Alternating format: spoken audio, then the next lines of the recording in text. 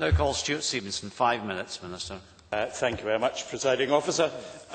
Let me perhaps start by congratulating the Liberals on bringing forward this motion and giving us the opportunity to debate what is a very important subject. We, the Scottish Government, are very concerned about rises in fuel duties that affect our rural communities and businesses, and indeed across Scotland. That, of course, is why our parliamentarians at Westminster on Tuesday night voted against the rises. I congratulate Mr Rumble's colleague Robert Smith for voting against the fuel duty rise, and I hope the debate provides an opportunity for the Liberals, who voted every which way on Tuesday night, to clarify their overall position.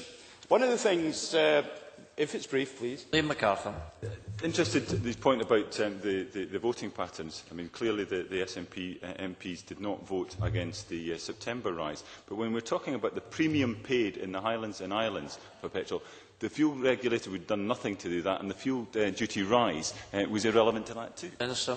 Presiding Officer, let me just make clear we'll be supporting the motion that's in Liam MacArthur's name tonight.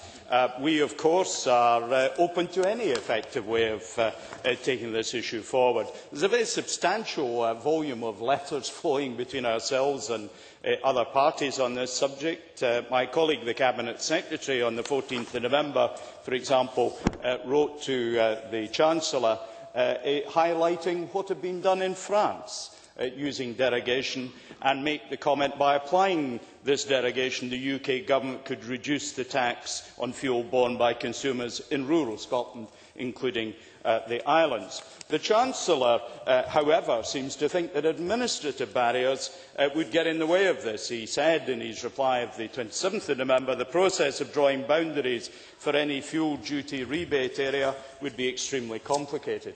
Well, let me tell you, it's quite simple. We've already done it. There are 149 filling stations in Scotland that we would suggest would be likely to be those that should be considered for this. Those are defined as being very remote, which means they're at least 60 minutes travel away from a community centre of 10,000 or more. That's 45% of our filling stations. They're all rural, they're low turnover, they're vital to the communities in which they're operating. In my short contribution, I don't have time, I'm sorry. Anyway, but the bottom line is that there are issues on this where we have a broad sympathy with the point that the motion puts forward. We have, of course, in that motion the option of a range of ways forward, and I think we should be flexible and pragmatic on this, excluding nothing, because at the end of the day, I hope what this debate does do is draw together a consensus across the Parliament that, although there may be a range of options available, there is a necessity for action. Because if it can be done elsewhere, then it should be possible to do it in the UK, and, by the way, benefit, of course, with a proper scheme filling stations in other parts of the United Kingdom, Cumbria, the south-west of England, Wales and elsewhere. Now, we are, of course, providing various supports to transport for our remote and rural communities, particularly ferry services. We are bearing the fuel price risk, I have to say, for many of our ferry services, so that has at least insulated communities from that. The road equivalent tariff is a very substantial trial that we are conducting.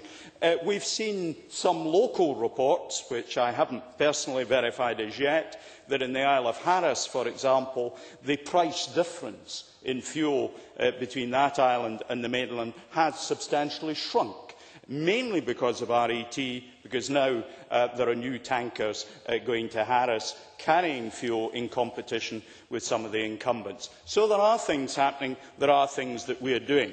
We've carried out initial work on how derogation might apply in Scotland. We are continuing to look at options to go some way to offset current differentials. But the UK Government, I'm afraid, is remarkably intransigent and inflexible in considering options. So I do hope that we can unite, and I hope the Labour Party will join others who so far are indicating a broad consensus on this subject, to find a way forward that will benefit rural dwellers right across the UK, but fundamentally for the people we represent in Scotland.